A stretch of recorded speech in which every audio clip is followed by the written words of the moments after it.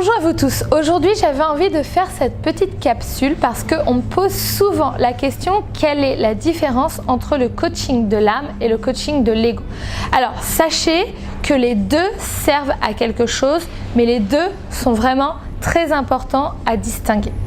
Dans un premier temps, j'aimerais dire que la plupart des coachs sont des coachs de l'ego. Ça veut dire qu'ils vont reprogrammer un ego et renforcer un mécanisme qui bloque souvent les gens à avancer.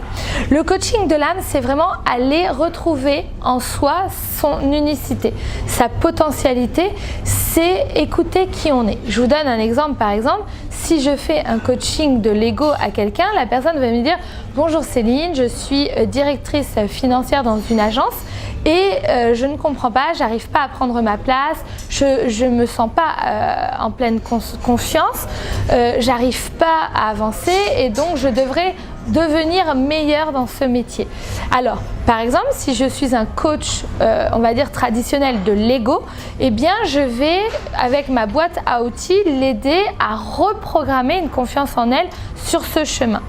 Or, on renforce un mécanisme du masque social qui va faire que nous ne serons pas dans l'authenticité.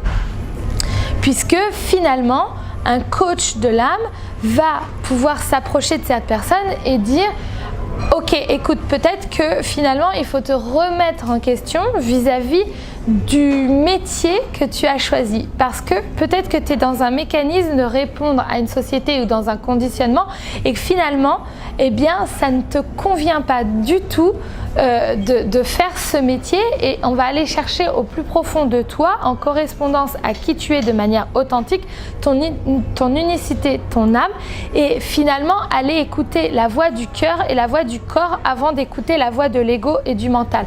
Donc par exemple, cette personne, elle peut faire un coaching de l'âme qui va lui apporter des réponses sur son unicité et sur sa transformation intérieure et qui elle est vraiment au fond. Et à partir de là, elle peut prendre un coach traditionnel pour mettre en place des actions qui va la suivre sur la durée afin qu'elle puisse atteindre ses résultats et les objectifs concernés. Donc vous comprendrez en résumé que l'âme va toucher l'être et que l'ego va toucher le paraître.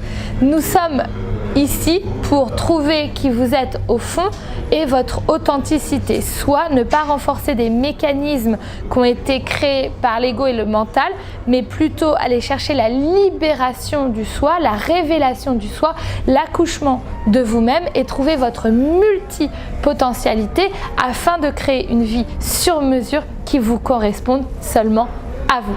Voilà, je vous embrasse très très fort et je vous dis à très bientôt. Ciao!